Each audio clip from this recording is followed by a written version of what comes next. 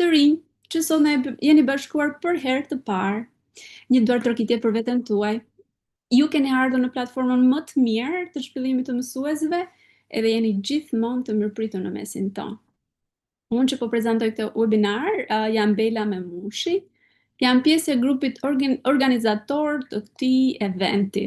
Para se të filloj të tregoj dhe të ndaj disa lajmërime me ju, kam dëshirë t'ju lexoj disa thënie që në fakt më frymëzuan shumë, edhe që lidhen me temën. Empatia është të shohësh me sytë e tjetrit, të dëgjosh me veshët e tjetrit dhe të ndjesh me zemrën e tjetrit. E thënë kjo nga Alfred Adler. Bëhu i sjellshëm, sepse kushdo që takon, po lufton një betejë që ti nuk e sheh. Kjo është një shprehje në fakt që shpesh i atribuohet Platos. Një shprehje tjetër thot, njerëzit do të harrojnë çfarë the, do të harrojnë çfarë bëre, por kur nuk do të harrojnë si i bëre të ndihen. Besoj që këtë keni dëgjuar shpesh, sidomos mësuesit, si një thënie shumë frymëzuese. Edhe e fundit, që është një nga autoret e mia të preferuar, empatia është prania e plot ndaj dhimbjes së dikujt tjetër, pa u përpjekur ta rregullosh atë menjëherë. Kjo e thënë nga Brené Brown. Ky webinar, ashtu si edhe shumë të tjerë para këtij, është pritur me një interes të lartë nga ana juaj. Këtë tregon numri i lartë i të regjistruarve, më shumë se 800 mësues në fakt nga gjithë Shqipëria. Kemi një përfaqësim të gjerë nga Maqedonia dhe unë dua të dërgoj një përshëndetje të veçantë për mësuesit nga ky vend. Muajin e kaluar ne patëm privilegjin për herë të parë të ishim fizikisht në qytetin e Tetovës me një seminar aty. Ishte udhëtim i bukur, i veçantë dhe emocionues. Ju përshëndesim. Përshëndesim edhe mësuesit nga Kosova dhe kudo tjetër ku ka shqiptarë dhe që tani në këtë moment jeni duke na ndjekur. Ne realisht ju falenderojmë që keni zgjedhur sot të na ndiqni nga komoditeti i shtëpive tuaja. Siç përmenda pak në fillim, ky webinar organizohet nga IR, International School Project, ose siç e njohim ndryshe në përditshmërinë tonë, ne përdorim emrin ISP. Për të gjithë ju që jeni për herë të parë, ISP-ja zhvillon veprimtarinë e saj në Shqipëri që prej vitit 2012. Dhe në fakt është përpjekur të sjellë tema të nevojshme për një proces mësimor efektiv dhe sjellin folës shumë të kualifikuar. Qëllimi i ISP-s është të krijojë një komunitet për mësuesit kur secili të ndihet i inkurajuar, i vlerësuar, të ketë mundësi të ndajë përvojat e tij, duke marrë trajnime shumë cilësore. Ne në fakt dëshirojmë të krijojmë edhe misi të reja dhe sigurisht të zhvillohemi në fusha nga më të ndryshmet. ISP synon të sjellë një ndikim pozitiv për gjithë përfshirës për mësuesit në aspektin profesional, personal dhe atë shpirtëror me orientim të krishterë. Ky webinar sot është i fokusuar në aspektin profesional. Përpara se të vazhdojmë me temën, ne kemi disa lajmërime të rëndësishme për ju, të doja që të jeni të vëmendshëm të më dëgjoni pak. Së pari, webinari do përpiqemi në fakt që webinari të zgjasë rreth 1 orë. Për pjesëmarrjen tuaj do të pajiseni me një certifikat digjitale pagratite, si gjithmonë. Linkun për certifikatën do ta vendosim në fund të webinarit, si në platformën Zoom, ashtu edhe në kanalin ton në YouTube. Për më shumë detaje, për mënyrën e pajisjes me certifikat, do t'ju tregojmë në fund të webinarit. Tjetra, platforma Zoom ka një kapacitet të kufizuar prej 500 pjesëmarrësish. Megjithatë, për shkak të interesit të lartë që keni treguar, ne po e transmetojmë këtë webinar drejt për drejt edhe në kanalin ton në YouTube. Kanali jon në YouTube mund ta gjeni me emrin ISP Albania.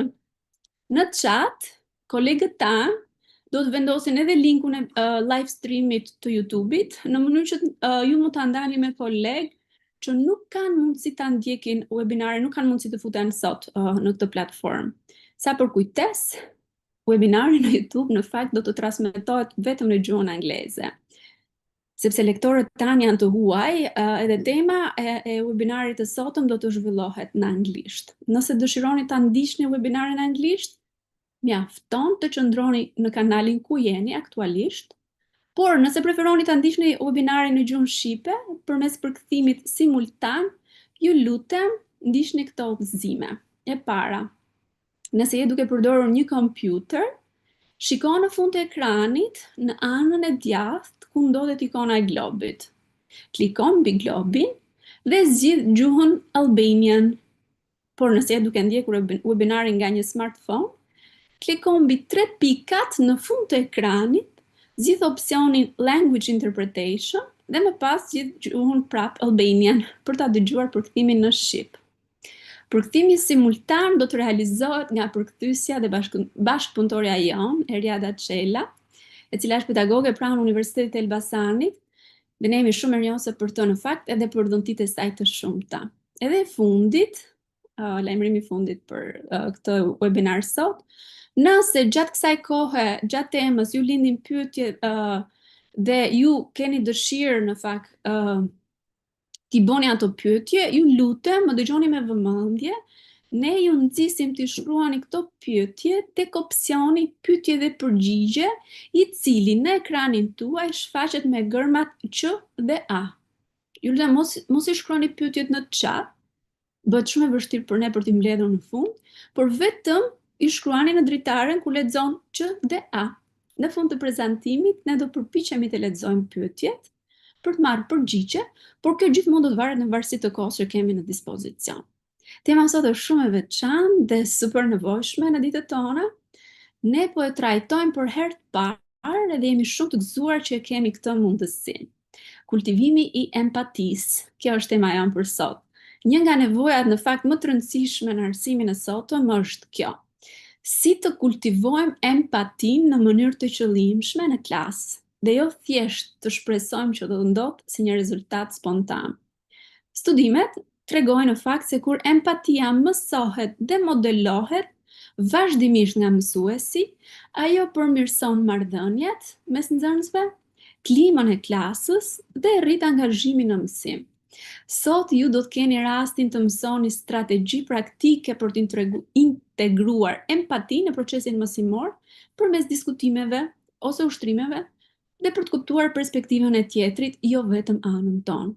Tema do të theksoj gjithashtu fuqinë e shembullit të mësuesit, mënyra si flasim, si reagojmë dhe ndërtojmë marrëdhënie çdo ditë formon zemrën dhe karakterin e nxënësve, po aq sa edhe njohuritë akademike. Në fakt, për më shumë, unë dua t'ju prezantoj me 2 lektorët tanë. Për herë të parë, ne do kemi 2 lektorë sot në një webinar, ata janë një çift shumë simpatik dhe shumë adakt për të folur për këtë temë. Unë po e nis duke prezantuar së pari zonjën.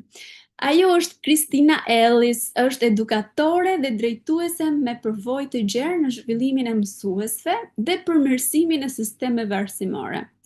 Ajo shërben si drejtore ekzekutive e Consolium Education.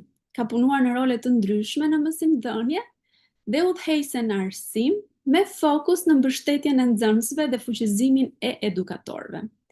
Puna e saj kryesisht është përqendruar në ndërtimin e empatisë, inteligjencës emocionale dhe marrëdhënieve të shëndetshme në shkolla. Kristina ka udhëhequr gjithashtu iniciativa mbi shëndetin mendor dhe mbështetjen emocionale për fëmijët dhe adoleshentët. Ajo e ka vizituar Shqipërinë 3 herë deri tani dhe vlerëson thellësisht kulturën dhe komunitetin shqiptar. Për krah Kristinës sot do jetë Dustin Ellis. Ai është këshilltar profesional i licencuar me mbi 25 vite përvojë në punën me fëmijë, adoleshent dhe familje.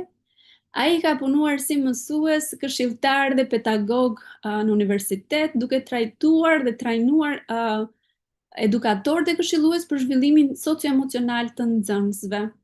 Aktualisht, Dustin është drejtori i operacioneve në Consolium Education, ku fokusohet në forcimin e sistemeve arsimore dhe pajisjen e mësuesve me mjete praktike për të ndihmuar nxënësit të zhvillojnë vedi emocionale, empati dhe marrëdhënie të shëndetshme. Dustin e ka vizituar Shqipërinë 2 herë dhe ka një vlerësim të madh për rolin e mësuesve në formimin e komunitetit dhe të karakterit. Është momenti t'i ftoj të dy për ta zhvilluar temën, ndërkohë ftoj edhe Riadën për ta përkthyer në gjuhën tonë të bukur shqipe.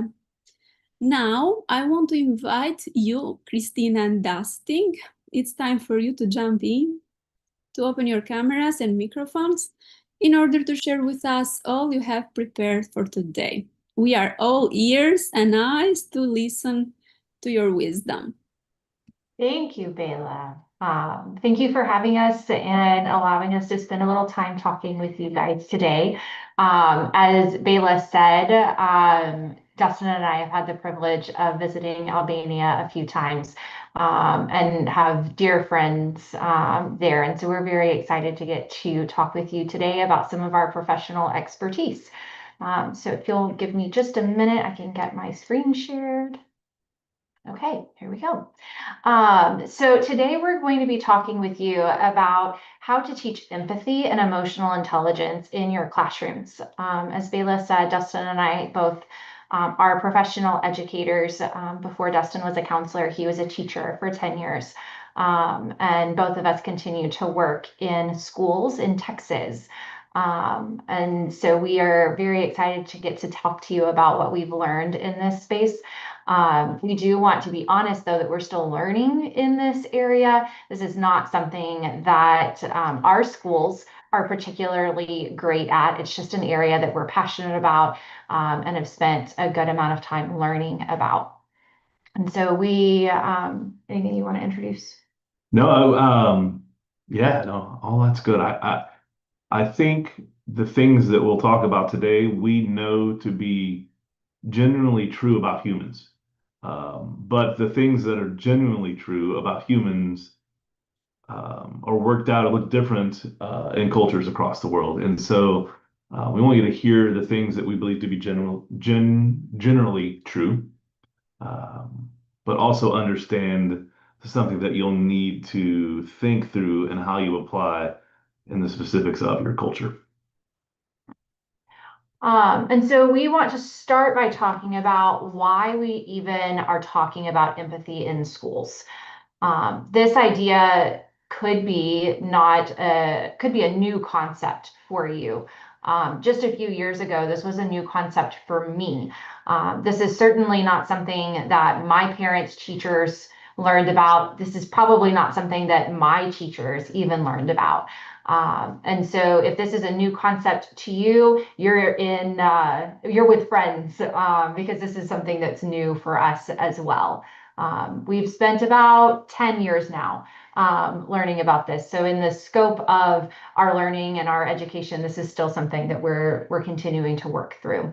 One of the things that we find that teachers here are afraid of when we talk about empathy or emotional intelligence is the idea that we are making school easier or we are making students soft and we're not making toughness, strength in our students when we talk about emotion or feeling. But we find that the opposite is actually true. This learning how to teach and communicate with empathy, understanding how to train with emotional intelligence isn't at all a softening of students or a weakening of students. It actually leads to greater strength. So we want to start by making the case for empathy in classrooms because we don't want you to just trust us because you turned this webinar on today. We want you to know what the science is behind this and what research has taught us. And so the first thing that research underpins is that students learn better when they feel safe, both emotionally and physically. Our hope is that your schools are physically safe, that you have classrooms where students come and they're not going to get hurt. We generally experience that in Texas. We've visited schools in Albania and seen that to be true. But as teachers, we want to make sure that we're creating an emotionally safe environment as well. And that we are not just taking for granted that our students are physically safe, but they're also emotionally safe. And this is tied to the traditional ideas of safety when we think Christina was talking about that the school isn't a violent place. the school has other children that are also interested in learning and aren't violent, that there's physical safety. Emotional safety can be related to things like bullying, and we'll talk about that. But a component of emotional safety is also related to the idea of allowing students to feel free and comfortable to make mistakes. Because without the freedom to take risks, learning and the quality of learning decrease significantly. So, as Dustin mentioned, emotional intelligence and empathy can reduce bullying in schools. We would hope that all schools are free from bullying. We know that students don't learn well when they're experiencing bullying or they're having conflict with their other classmates. And one of the ways to reduce bullying is actually by teaching emotional intelligence and helping them to have empathy for their peers. And so we know from research that students who understand other people's emotions are less likely to be bullies. They are more likely to include their classmates in activities, and they are less likely to create conflict in your classrooms. The term empathy, the term emotional intelligence, these are really just descriptors of the quality of relationships that we have with the people around us. And we know that without empathy, without emotional intelligence, it limits the quality of relationship we can have with our friends, with our coworkers, with our teachers, with fellow students. And so we're talking about this as a preventative measure, but really what we're recognizing is if you have higher quality relationships between students, um, behavioral problems go down. It is much more difficult to bully someone with a clean conscience if you're also engaged with them in a healthy relationship. We tend to be kind to those that we care about, that we understand more fully. Um, As Dustin mentioned earlier, sometimes teachers, when we talk about creating empathy or emotional intelligence in our classrooms, think, oh, you don't care so much about academics. You just want to create children who are soft. They're not tough. They're not interested. They're nice. Nice students, but not smart students. And that's not at all what we're saying.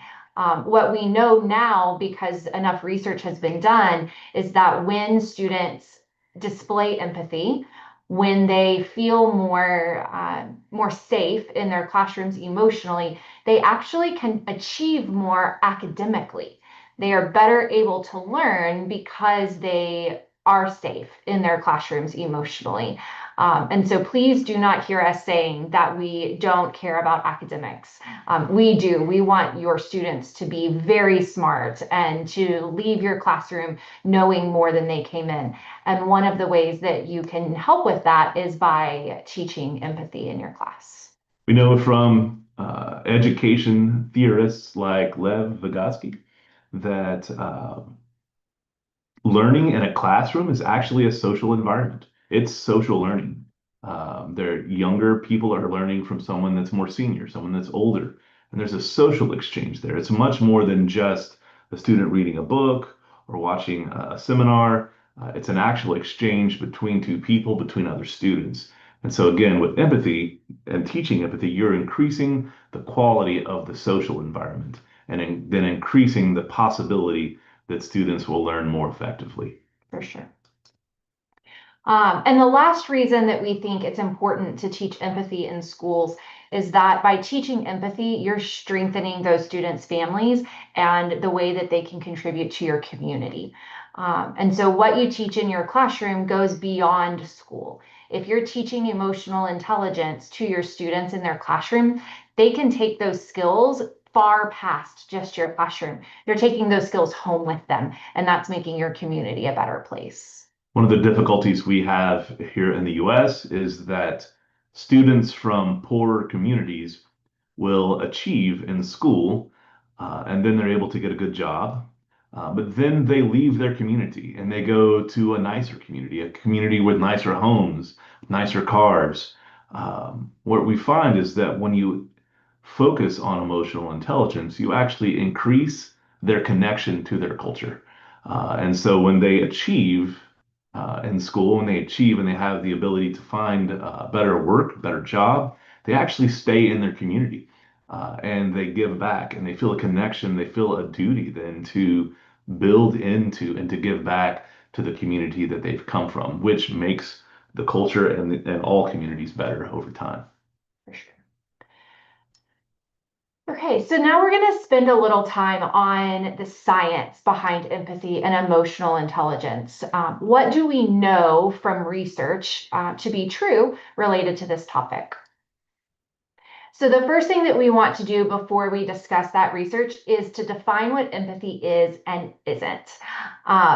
We've talked about this multiple times, but we really want to emphasize that empathy does not mean weakness. It doesn't mean that we're not expecting discipline of students. And that doesn't mean that you have to be okay with all of your students' behavior. So we'll talk later about how to implement this in your classroom and how to do this in a way that still means that students have to behave correctly. They still have to follow all of the rules of the classroom, but you can do that in an empathetic way. And it's really understanding what exists and what is true. It's not creating something. It's not making something up. It is just understanding what's going on in my heart and in my mind. In our culture, the men, we don't always go to the doctor when we should. We might have a sore back or a sore leg, or we might have the flu, and our wives will tell us go to the doctor, and we're like, ah, we're fine. And it seems as if we're afraid to admit that we're sick, as if admitting it will change the truth of the reality, when in fact it's just acknowledging what is true and then living within those circumstances. Understanding emotional intelligence is very much like that. You're truly acknowledging what's true rather than sort of inventing a complication for your culture and for your life. Yeah, so empathy can be a couple of things. It's first understanding what's going on with yourself and others emotionally, being able to name how you're feeling or to be able to name how someone else may be feeling.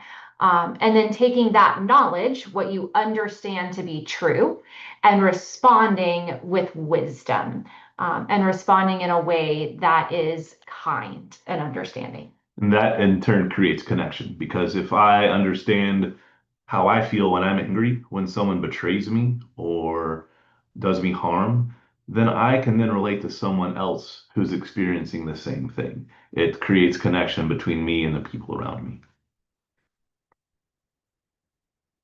So emotional intelligence has 4 components, and Dustin's going to talk through each of those areas and how they relate to empathy. Yeah, thank you for that introduction. Uh, it's weird as a couple we get to do things together and have fun. So you're experiencing a bit of that. I hope we put on a good show. And we are self-aware of that. And so these components, they really scaffold, they stack on top of one another and contribute to one another. And so the first piece is self-awareness. And this is important for us as educators as well, because if we're going to help students become self-aware, become aware of their emotions, aware of how they respond to criticism or difficulty, we have to be aware of how we respond to criticism and difficulty as well. We have a phrase that we like to say that you can't take someone to a place you haven't been to yourself. And we believe that to be especially true with emotional intelligence. First, you need to be self-aware. And once you're aware of your tendencies and how you behave and how you respond given certain scenarios, it's then important to institute discipline. We call that self-regulation. Even though I'm angry, it's not okay to flip the desk over. Even though my friend has betrayed me, it's not okay to walk up and punch him in the face. Self-regulation allows us to engage in discipline, self-discipline, once we understand our tendencies. That self-awareness and self-regulation then lead to social awareness. Not only do I understand myself and then have discipline over myself, but then I understand what's going on in the people around me. I understand that she is hurt, that he is upset, that he's scared of the test, that he's nervous to confess to the teacher that he broke the thing in the classroom. Once I understand myself, and then I understand the world around me, then I can engage in healthy relationship skills. Then I can approach a friend when they're struggling and respond well because I understand what it's like to struggle. When I see someone not responding well in a stressful situation, I can approach them and have conversation because I understand what it's like for me when I'm in a stressful situation and how I might respond. It increases the capacity for compassion and care. And so if you can't do these things, if you can't identify your own emotions, you're then not able to regulate how you respond emotionally. You're not able to interpret the social cues and the world around you, and then you're not going to be able to establish healthy and effective relationships with friends, with colleagues, with supervisors, with anyone that you interact with in the world. So some recent research coming out of the neuroscience field. This is not education research. This is not psychology research. This is actually research where they have mapped your brain and the way that synapses fire when you think. Has taught us a lot about how we teach and the way that students learn. And so one of the things that we've learned from this neuroscience research is that when students are stressed, they learn less. If information is presented to a student in the exact same way, the teacher changes nothing about how she teaches, and one student has stress and one student doesn't, the student who does not experience stress learns more. When we're stressed, our body, our minds, our brains are flooded with the hormone cortisol. We have adrenaline pumping through our system. And these are the fight or flight hormones and chemistry that exist within our body when we are stressed, when we are afraid, when our body is prepared to protect itself. When we have cortisol flooding our system, we also don't have the capacity to learn, to remember well, and to focus. We know this to be true with physical injury. We take pain reliever when we have a broken leg, not just because the pain is uncomfortable, but because if our body's experiencing pain, there's lots of cortisol in our system. Our system's flooded with cortisol. And when we have cortisol, our body's not able to produce the hormone that allows us to heal. And so the painkiller then allows our body to function in a healthy fashion. This is very much the same thing that happens in a classroom when we are stressed. While we're stressed, we're also not able to learn because the biochemistry is different when we're stressed than when we're relaxed and prepared to take in new information. Most teacher training programs talk about Maslow's hierarchy of needs.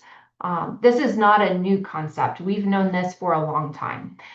This may be something that you're familiar with already. Yeah, but one of the things that isn't talked about as often is when we look at the bottom of students' needs, there are physical needs, but then the next layer is safety needs. And a lot of times we talk about that safety in terms of protection, security, making sure that they're not going to be physically hurt. But this also shows us that they have emotional safety needs, and that if those needs are not met, they can't move to the higher levels of learning. And we want to aim in the social development world and the education world, we want to aim for self-actualization. We want to aim for personal growth. This means that we have helped teach and create another human being that's able to live in the world and understand themselves well and then find success. And as Maslow's pyramid tells us, if the bottom need's not met, the need above it will not be met. And so if we want students to achieve, we need to make certain that we're contributing well to safety needs and social needs that are deeply connected to emotional intelligence. The emotional safety piece that Christina just talked about in the safety needs category, but emotional intelligence also represents satisfaction in the social needs category as well. Because if we're not, again, not self-aware and we're not aware of the world around us and we're not able to understand that, then our ability to make connection with family and friends, with people that we work with, is extremely limited. And so now we're going to talk a little bit more about how this impacts the classroom. So your classroom, because you have students in front of you every day, you know, is a relationship environment. You have a relationship with each of the students that you teach, and they have relationships with each other. So it's not just about information delivery. You are all well equipped to give your students the information they need. But learning is also relational. We have to be able to have strong relationships with our students. We have a saying that students don't care how much you know until they know how much you care. And so that is the relationship piece of learning. Students are constantly asking themselves, am I safe? Am I going to be embarrassed if I get this answer wrong? And does my teacher care about me? This isn't devaluing the content that we bring to students. One typical perspective that an educator might have that I think that we've had is to a student, don't you understand how valuable this information is? Don't you understand that you need what I'm teaching? You need to know this. And I find myself at times frustrated with the students I'm working with because they don't seem to care as much about the material. They don't understand how much they need it for their future. But rather than being frustrated with a younger mind, with someone with hopefully less maturity, uh, it's important then to engage them in a way that draws them in, remembering that we are a species that exists in community, that are successful in community, and understanding that there is a social aspect to the value of information. That you learn that this is important because I care about you, not just because the information is objectively important. We also know, as we talked about earlier, that emotional stress affects our concentration. We're less likely to be able to learn. But it also affects us physically. It makes sleep more difficult. It affects children's behavior, their memory, and even long-term health.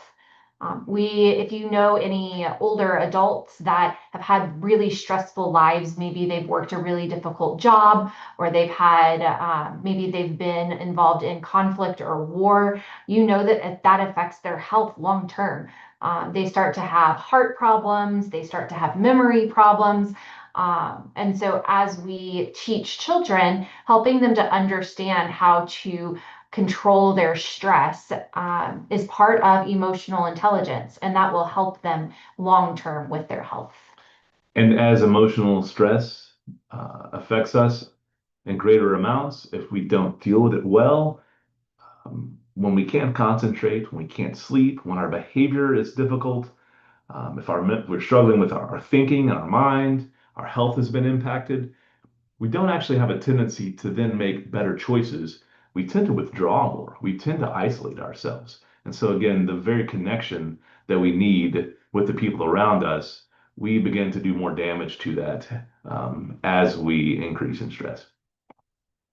The good news is, though, that you have a huge influence over your students, and that students often imitate their teachers, especially our younger students. They look at their teachers as people to look up to respect, and to imitate. And that's important because that means we want to both display the correct behavior. We want to show them how to do this. But that requires two big steps that I think can be frightening for us. It can be difficult. The first is, like I said earlier, you can't take someone to a place you haven't been yourself. So if emotional regulation is difficult for you, if emotional vocabulary and understanding yourself is something that you need to work on. You have to take that step. Uh, you have to display the same humility that you would expect of your students.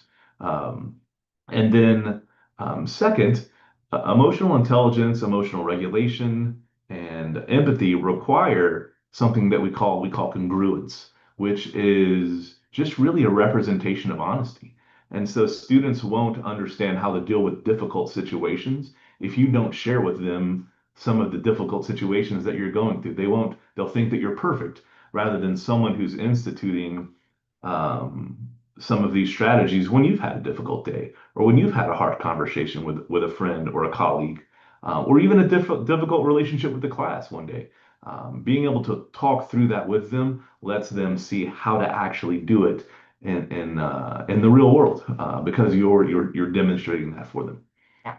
So speaking of the real world, we have a few strategies that you can try in your classroom. One of them is explicitly teaching this empathy and emotional intelligence. And then we'll talk about modeling and your role in being able to show them what that looks like. So the first strategy for you to try is to actually teach emotional vocabulary. Students need language that's more than just happy, sad. They also need more descriptive words to be able to talk about how they're feeling. And so you'll see on the screen that we included a feelings wheel. If you search for feelings wheel, you'll find ones that are a lot more complicated, but they also make it really difficult to show on a screen. And so we have a really simple one shown here. But for older students, you might want a feelings wheel that has more words on it. You may have experienced this with a spouse, with family members or friends, where they don't really understand what you're going through. They don't understand what your day has been like, and you really want them to. Connection between people increases whenever we feel understood. That's what this is all about.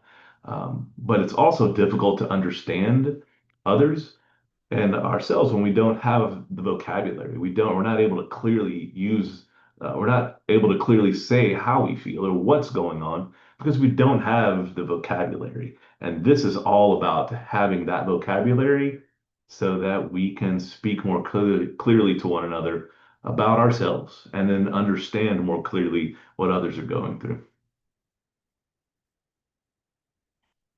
Once students have the vocabulary to be able to describe how they're feeling or describe how someone else is feeling, we have some exercises that you can do with your students to help them practice using that vocabulary in a safe way. One of them is when they are reading literature, for them to have discussions about how the characters are feeling and practice using the vocabulary. So if you are reading a book, maybe a children's book with small children, stopping to ask, how do you think this character is feeling right now? Or if you are working with older students, when you're having them write about the book that they're reading or the piece of literature that they're reading, having them discuss the character's perspective on an issue and how that character may be viewing the subject that's happening. You can also do that with history. So as you're teaching history, have your students think about how the person that you're learning about may be thinking about the situation that they're in. It provides the opportunity to be critical of someone's choices and decisions, and when that person is fictitious or this person is long since deceased. And so it's not an opportunity to tear someone down around you. In the research, we call this case studies. We do case studies. We study a case and then we learn from that situation and we try to apply the truths we learn from the case study in the real world. And this is the same thing. You have the opportunity to do that as you study history and literature. And then it gives students a common experience to talk about and the story that they're learning about. What happens when students do this is they start to see themselves in what they're talking about. And so they'll start to recognize a time where they experienced something similar, and it gives them the words to be able to talk about that. And so slowly, as they practice to do this, they start to do it with themselves and with their peers, not just with the literature or history that they're talking about. It's also important that we teach students conflict resolution. It is not a natural way of being. At least in our culture, it's much more natural to scream and yell and fight than it is to handle conflict more maturely. We long to be understood, but rather than respond well when we feel like we're not understood, rather than taking time to explain ourselves, we just get angry. We get frustrated. It's fairly typical for us as humans to to react poorly when the world doesn't quite operate in a way that we would like. Yeah. And so the framework that we teach students is when they are feeling frustrated or overly sad, even when they're feeling really, really happy, it's important for them to pause before they do anything with that emotion. Before they start to punch their friend, or even if they're happy, before they start dancing around in the classroom, to stop so they have time to think about what they're feeling and the appropriate way to deal with that. It's really important because the part of our brain that experiences emotion, that processes emotion, and the part of our brain that operates based in logic, they run at two different speeds. The part of our brain that processes emotion operates at 400 to 500 times the speed of the part of our brain that processes logic. And so we will feel things before we have the time to think about them. And this pause gives us that chance to recognize, wow, I'm so excited. I'm really excited about the grade I made on this test. I'm so excited I want to get up and dance around the room. Wait a minute. I'm in class. If I get up and dance around the room, my teacher will get upset at me, and then I'll have a note to take home to my parents, letting them know I was a behavioral issue, rather than getting to tell them about the good news about the test. I'm not saying that our students are sophisticated enough to go through that process, but that's the goal. Yeah. So the goal is when they take that pause, they start to feel an emotion, that they stop and identify what that emotion is. And what that does when they're able to accurately identify that emotion is to let them describe the problem more accurately and respectfully. Because it's one thing to be able to say, I'm mad at my friend. But maybe what they're actually feeling is disappointed. Maybe their friend made a promise that they didn't keep. And so being able to say, I'm disappointed with you because you didn't keep your promise is much more respectful and accurate than saying, I'm mad at you, because then the friend doesn't know what to do and how to fix the problem. That also means that once they're able to communicate how they're feeling, that they need to stop to listen to the other person's perspective. So if they're disappointed with a friend, then they need to give the friend the chance to respond in whatever way they think is appropriate. And I know Bayla talked about this at the start. We're talking through this so quickly. There are what, 5 bullet points here on this slide. And we're sort of talking through it like this happens over the course of 30 seconds or 5 minutes. And then everything is wonderful in your classroom and everything is wonderful between students and in student relationships. But the truth is, though, engaging in this process will take many months or years to build into a healthy student. And so I hope this doesn't sound like we are applying a quick solution. We understand that this is work. This is just a system that you would apply over time to make a difference in your classroom and a difference with students and a difference in our culture. Yeah. The other way that we do this, so we talked about explicitly teaching empathy and emotional intelligence. The other way we incorporate this into our classrooms is through ourselves. Dustin said you can't take someone to a place you've never been. You can't expect your students to have empathy for others if you don't show them what that looks like. And so we model lots of different things in our classroom. If there is a conflict that comes up, remaining calm teaches your students something. If there's a disagreement in the classroom, maybe between yourself and a student, between yourself and another teacher, being respectful in that disagreement teaches your students something. Active listening is powerful. This may be something that you're familiar with. Active listening is a process of listening and then repeating back what you think you've heard or understood to check in to see if you've understood correctly, rather than sort of a volleying back and forth of statements, pausing to say, okay, I've heard you say this. Am I understanding you correctly? Yes, great. Or no, you're not understanding correctly. I'm upset about this. Okay, thank you for clarifying. It gives children and really everyone around us a chance to be heard, and it displays patience. It lets the people know that you're working with, the students know that you're willing to pause and that this is important. Um, the next one is tough sometimes, especially when students have frustrated you, especially when the day has been difficult, but apologizing to students when appropriate. Again, this isn't weakness, this is strength. It takes strength to apologize. It takes strength to notice, I didn't do this well, or I was angry, and because I was angry, I responded poorly. Will you please forgive me? That exchange will do so much to develop strong, incredibly strong relationships with your students, and to demonstrate what it looks like for someone with strength and a position of authority to apologize.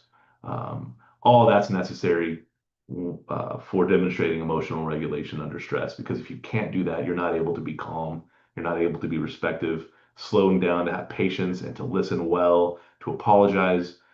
You have to, again, like Christina said, know yourself, and then be able to institute discipline regardless of stress, regardless of how you feel. Yeah. We do want to clarify here that empathy is not allowing students to get away with bad behavior. And it doesn't change consequence or discipline at all. It, in fact, maybe strengthens the quality of the discipline or the consequence.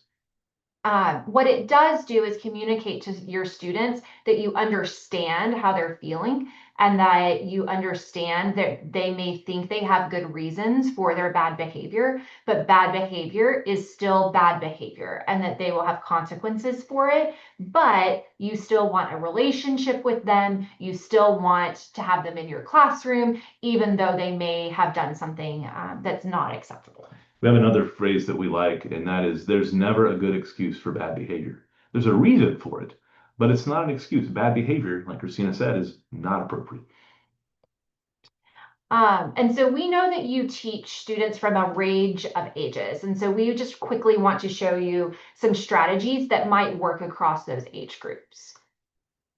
The first one is with younger children, and you can start even younger than this. As children are at home, you can start to teach them words to use for their emotions, and continue that when they're in the younger ages of about 5 to 10. Help them to identify the emotions that they're feeling, help them to share with one another as they're playing or as they're using items in your classroom.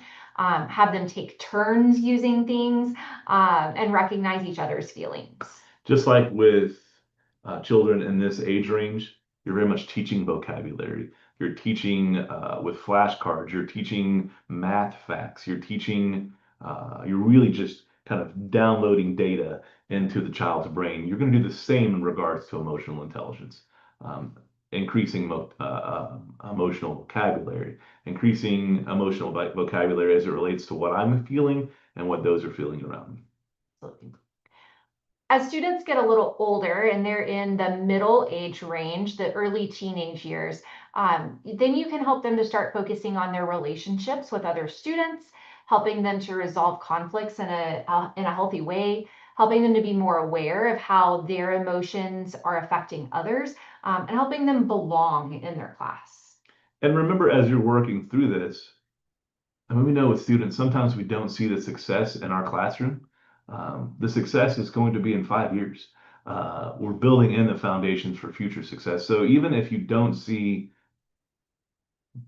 extreme changes in peer relationships, or you see them continue to make poor choices in conflict resolution, the win or the goal isn't success right now. It's really success in adulthood. And so remembering that these are things that build on one another, and this isn't a quick fix, rather change that happens over time as we make significant long-term investments in students. Yeah. The thing with students at this age range that I think is perhaps most important is when they're working together and they're working to do a project or they're working to learn information, that you're paying attention as much to the academic material that they're learning as you are paying attention to how they're working together and giving them feedback on that. So the same way if they were working on a science experiment, if they were doing the experiment wrong, you would correct them so that they didn't do it wrong. If they're working together on that science experiment and they're not working together well, providing them feedback on how they're working together is just as important. And then last, for your older students, this is where you're getting them ready to go and become adult members of your community. Soon they'll be getting jobs, they may be going to college, they'll be having families of their own. And so you need to help them think through their identity, the way that they want to lead in their communities, and how to make strong decisions. This is where self-concept and self-identity develop. I recognize, I have a thought that I am a person and you're a person and we're separate. I know that's silly, but that's what happens in our brains. And that I am a person with different passions and desires. I don't have to like the same type of pizza as you do. I can get my coffee differently than my parents. You begin to forge your own identity, even though it's still very much like your family and your culture. There are nuances to how you live life differently. Uh, and it's in that recognition of who I am that I can then engage my culture more fully, understanding how I then bring who I am into my culture to make my culture more effective and make my culture better. And again, that's really kind of the end goal of emotional intelligence and teaching empathy. If you get students at this age, and maybe you're working with students now that are 17, 18, and they haven't had any of this. It's important to recognize that we've broken this down by age range, but these ideas actually build on one another. And so for a 17-year-old, if they don't have an emotional vocabulary, it's important to go back and teach them that.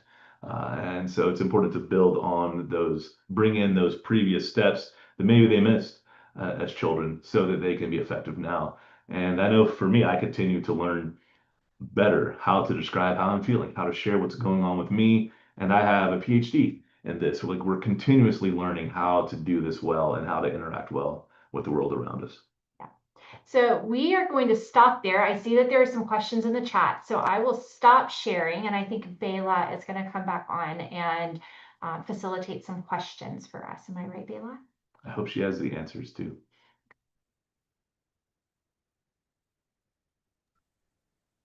I do have some great question actually that our attendees are asking in our Q&A part. So I want to read some of them to you. I don't know if we will have time to answer to all of them, but the first one is, I'm going to translate a little bit in Albanian also.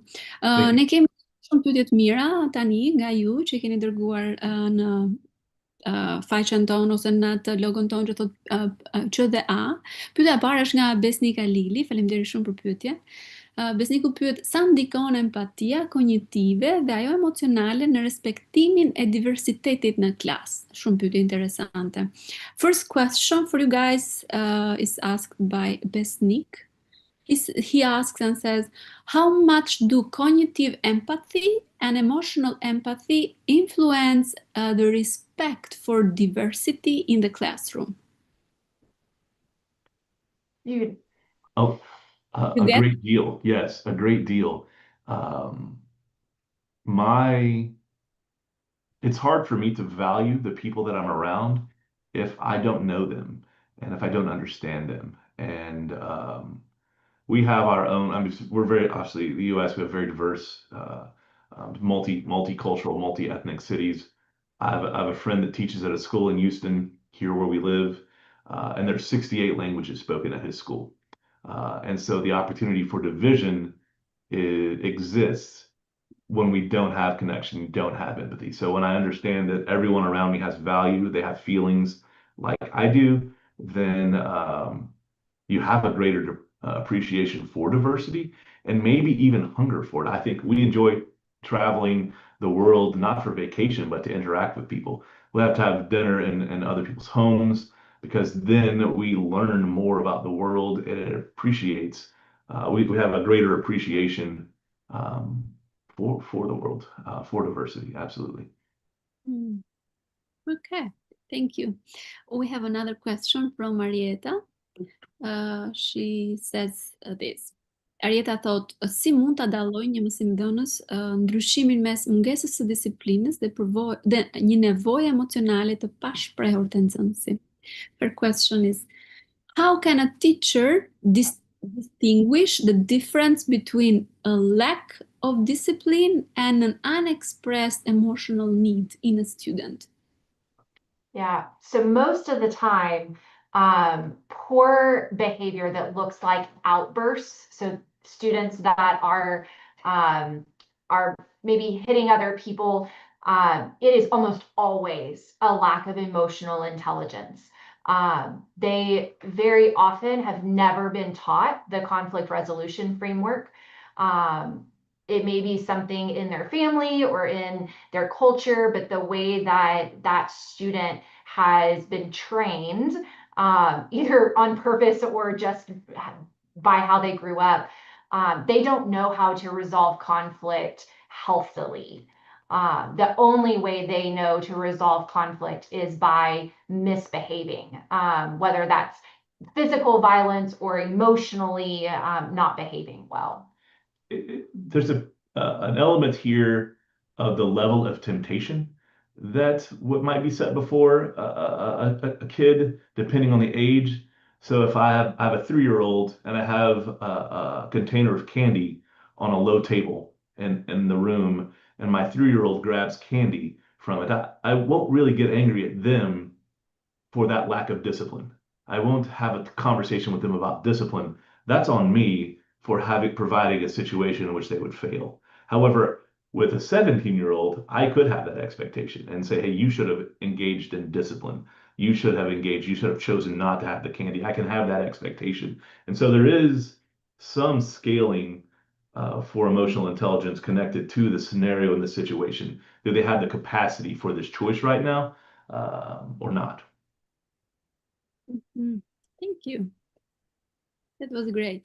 Another question that is asked by Malvina. Malvina të përshëndes. Malvina pyet edhe thot, si mësues ne përpiqemi shumë të ndërtojmë empati, por brezi sot mund të jetë pak sfidues, me të drejtë. Besoj se empatia duhet të kultivohet edhe brenda familjes. A mendoni se do ishte mirë të kishim një lëndë shkollore të fokusuar tërësisht te empatia? Malvina's question is this. As teachers, we try very hard to build empathy, but today's generation can be a bit challenging. I believe empathy also needs to be cultivated within the family context. Do you think it would be beneficial to have a school subject entirely focused on empathy? This is a very good question, actually. Yeah, a lot of schools that I work with in the area where we live have started to have a subject that's not specifically empathy, but is emotional intelligence or social learning. Maybe not the full time that a normal class would be, maybe just like 20 minutes, or maybe only one day a week. But the entire school learns the same thing, and it helps to set expectations across the school. And then it also helps for teachers throughout the day to continue with those same strategies. So this week we learned about we learned about the feelings wheel and using the right words to describe our feelings. And everyone learned about that today. And so for the rest of the week, all of the teachers are going to use that feelings wheel in their classroom. And we're seeing really good success with that, with schools that are doing the explicit teaching all at the same time, and then all of the teachers can model the same thing the rest of the week. We also recognize that if families and parents don't value something, the children won't value it either. And we see that the parents don't value language and math, you're going to have a harder time teaching language and math to the students. And so there is an element here where understanding your culture, you think through how do we help parents understand the importance of it so that they can value it as well. And that might mean community outreach. That might mean some courses or some interaction with families where you show them, hey, this is important. It might seem weird, it might be peculiar, but it's very important for your students. Okay, thank you. We wish to have some or a class to learn how to be empathetic. My last question actually is she says, si mund të reagojmë me empati pa marrë mbi vete barrën emocionale të tjetrit. The question is, how can we respond with empathy without taking on the emotional burden of others? This is a good one for Dustin. This is actually his research area. Yes. Oh, I thought you were going to answer that one. No, that's not you. You're putting your emotional burdens on me. I am. Yeah, so to a degree, you can't stop this. If I care for my students and I am showing care for them, I'm going to have some of that.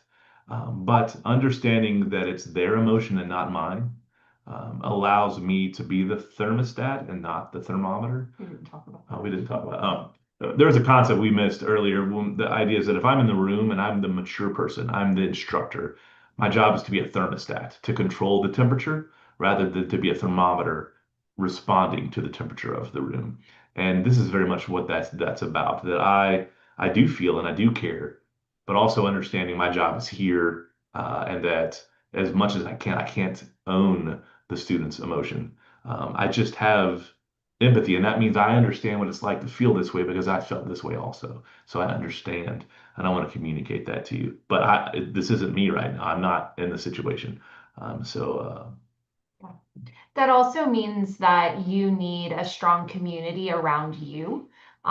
Who is it that's supporting you emotionally? If you're supporting your students all day, then when you go home, do you have family? Do you have friends? Do you have neighbors who can support you emotionally and help to make sure that you are emotionally healthy?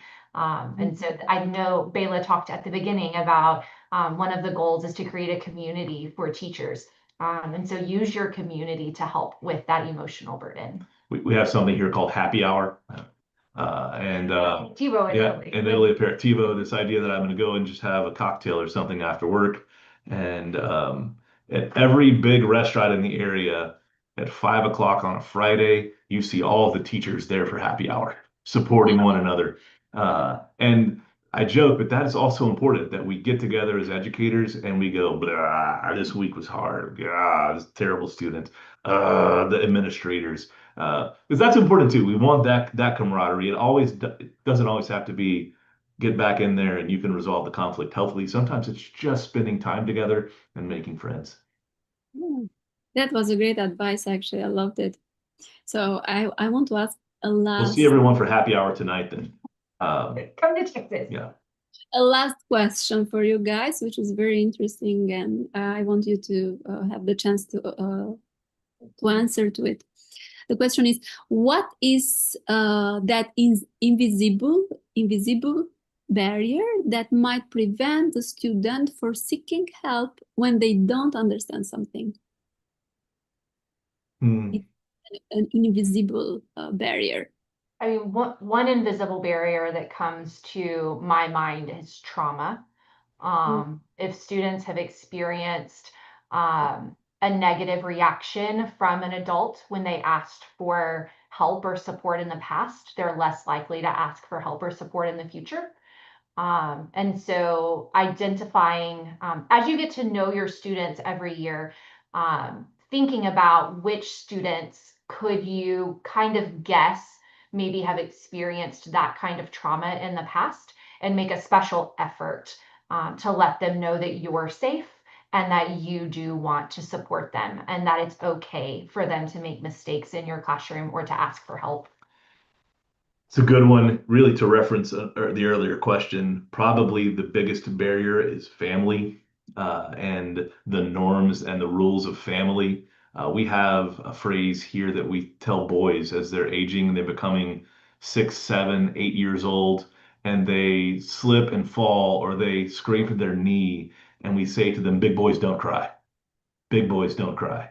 And the point is to teach them to be tough, to teach them to handle hardship and difficulty. But often the lesson that they learn is it's not okay to tell someone that I'm having a hard day.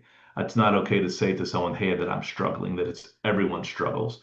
And so finding ways to help families, we talked earlier, communicate that this is valuable to children as well, really pulls down lots of barriers. And I know that is a difficult obstacle to overcome. But again, this isn't something we're trying to do overnight. It may not even be something we can accomplish in our lifetime. Our goal for our culture is to change over time. And our goal would be maybe to look, if we could, look back in 200 years and see that a monumental change has happened with the people and the culture that we love. Thank you so much, Dustin and Christina, for what you shared with us tonight. It was a very special webinar and a very special topic, and I love the way how you connect with us and how simply you make it easily for us to understand. Thank you for sharing your wisdom. Thank you for having us. It was It's great our pleasure. to learn from you. Thank you so much. Faleminderit Kristinës edhe Dustin për çfarë kanë ndarë me ne sot. Në fakt më pëlqeu shumë edhe shijova shumë. Më pëlqeu mënyra se si ata kanë ndarë, mënyra se si gjërat që kanë treguar në fakt, dhe ishte shumë e lehtë për mua, shpresoj që ka qenë e lehtë edhe për ju, që të lidhesh me ta e të dëgjosh, të mësosh me prej gjërave që ata kanë ndarë. Mirënjohëse për ta, faleminderit shumë. Jemi në fund të webinarit. Dëshirojmë në fakt të shprehim mirënjohjen tonë të sinqertë për gjithë ju që keni qenë sot këtu edhe na keni ndjekur nga fillimi në fund, por edhe ju që jeni bashkuar gjatë rrugës. Faleminderit shumë për përkushtimin dhe kohën tuaj. Tani në fakt kolegët tanë do jenë duke vendosur në chatin ton linkun e fletës së vlerësimit për temën e sotme. Ju lutem klikoni mbi linkun për të plotësuar pyetjet dhe për të shprehur mendimet tuaja për çfarë dëgjuat sot, por edhe duke lënë të dhënat tuaja personale. Ju lutem sigurohuni që të plotësoni sakt emrin mbi emrin, adresën e emailit. Pasi gabimet e vogla mund t'ju pengojnë ju në marrjen e certifikatës nga sistemi ynë. E kemi këtë vëzhgim her pas here dhe kërkesa nga ju që nuk e keni marrë certifikatën, ju lutem plotësoni sakt ato të dhëna. Gjithashtu ju ftojmë të na ndiqni edhe të abonoheni duke bërë subscribe në kanalin tonë në YouTube, në faqen tonë në Facebook, ISPO Albania, ku ne publikojmë materiale dhe aktivitete të tjera me interes profesional. Ndërsa ju merrni kohë për të plotësuar vetë komentin, Valmiri, kolegu ynë, do na çojë këtë linkun te chati. Faleminderit sapo ka ardhur linku.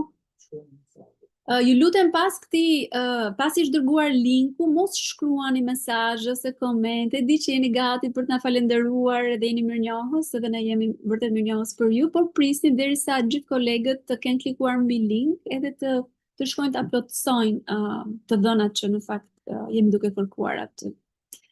Unë dëshiroj ta mbyll këtë webinar duke lexuar një poezi e cila më pëlqeu shumë edhe më duk shumë motivuese në mënyrë të veçantë lidhja me temën. Poezia titullohet Lutja e një mësuesi. Do përpiqem ta lexoj për ju ndërsa ju jeni duke plotësuar të dhënat. Unë shpresoj që do e keni vëmendjen duke bërë 2 gjëra, edhe ky është një test për mendjen trurin.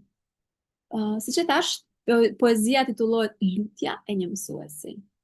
O Zot, ti që më mësove, më lejo të mësoj edhe unë.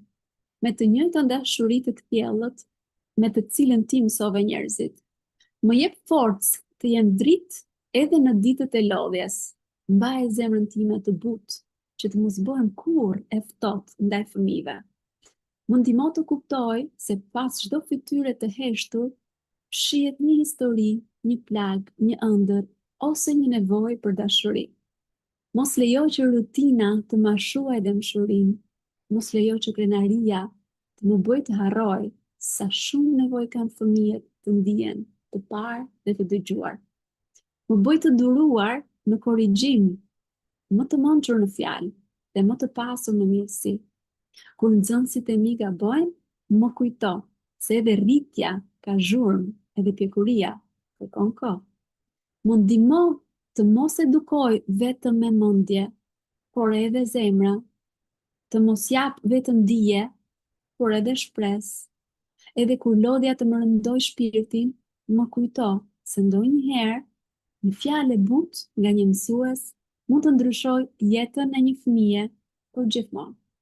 Në fakt, kjo poezia është shkëputur nga Gabriela Mistral, ka qenë mësuese dhe poete edhe fituese të çmimit Nobel në letërsi. Kur e lexova më pëlqeu shumë, më duk shumë frymëzuese dhe më duket sikur e kapte tamam në thelb nevojën e një mësuesi për të qenë empatik edhe për të qenë i ndjeshëm ndaj nevojave të nxënësve pavarësisht ngarkesës, lodhjes apo gjërave të ndryshme që një mësues kalon, një arsimtar përjeton gjatë javës. Faleminderit shumë për pjesëmarrje, vëmendjen dhe angazhimin tuaj. Ne ju urojmë një mbyllje të suksesshme të këtij viti shkollor, qofshi sa më shumë empatik, sa më shumë profesional dhe një model mësuesish që bëjnë diferencën në jetën e nxënësve tuaj. Mos harroni, një mësues i madh nuk formon vetëm mendje të zgjuara, ai formon zemra të sigurta. Mësuesit më të paharrueshëm nuk janë gjithmonë ata që dinë më shumë, por ata që kuptojnë më mirë.